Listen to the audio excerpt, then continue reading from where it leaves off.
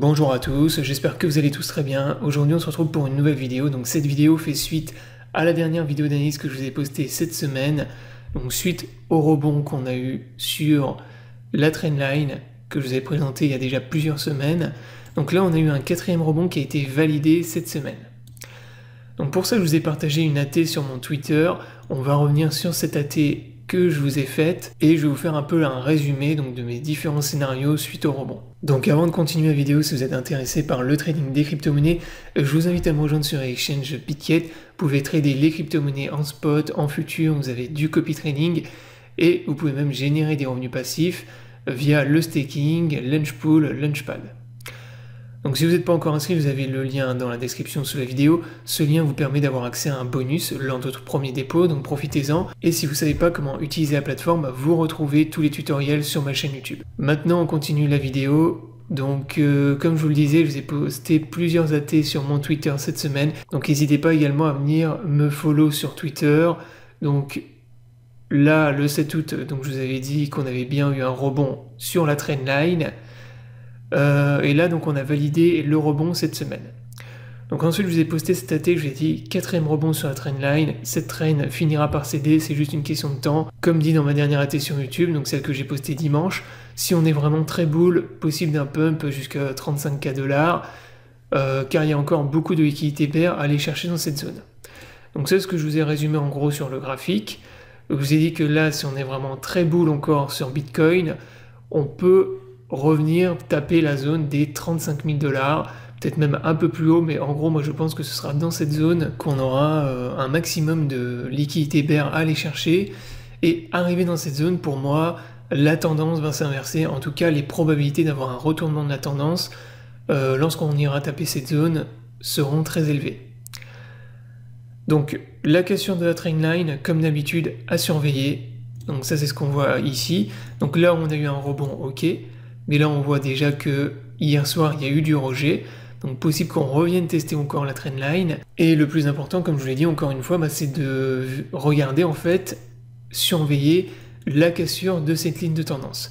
Puisque la cassure de cette ligne de tendance entraînera forcément les gens à se positionner bear, étant donné que maintenant, cette trendline, tout le monde l'a vue. Donc, elle est tellement, voilà, elle est hyper clean en daily. Elle a 4 points de contact maintenant. Et si on venait à la casser à un moment donné, bah forcément, le marché va réagir et vous avez beaucoup de gens qui vont se mettre à short. Donc en gros, pour résumer, on a toujours la résistance des 31 000 $ ici.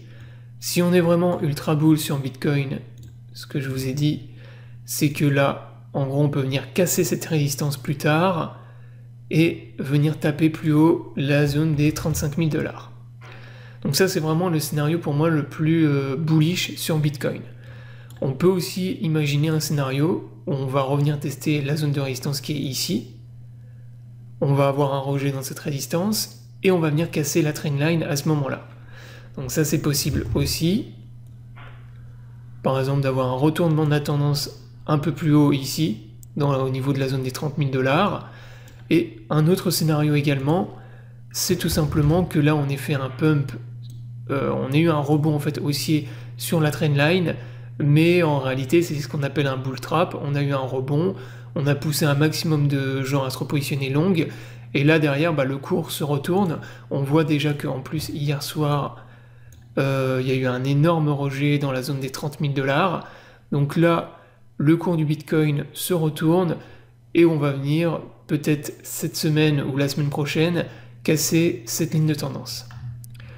Une fois qu'on aura cassé cette ligne de tendance, comme je vous l'ai dit, il y aura un retournement de la tendance à court terme sur Bitcoin, donc qui va probablement durer plusieurs semaines. Et après, pour ce qui est donc du bottom, il y a en gros toutes les zones que je vous ai indiquées ici. Donc moi notamment, je surveille la zone en verte ici au niveau des 24 000 $, 25 000 $. Et vraiment, si on est très très bear, on ira taper la zone ici.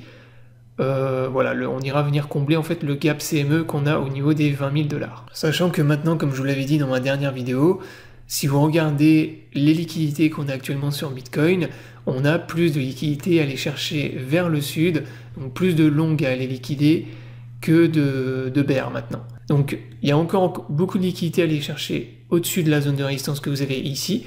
Ça, c'est ce que je vous ai dit, et raison pour laquelle je pense que Bitcoin peut encore monter un peu, mais globalement, maintenant, on a plus de liquidités longues à aller chercher, et comme je vous l'ai dit, maintenant, actuellement, on est dans une tendance où le marché se stabilise, donc on n'est ni dans une tendance bull, ni dans une tendance bear, on est dans une phase de consolidation et où le marché se stabilise, et dans ces phases-là, qu'est-ce que fait le marché?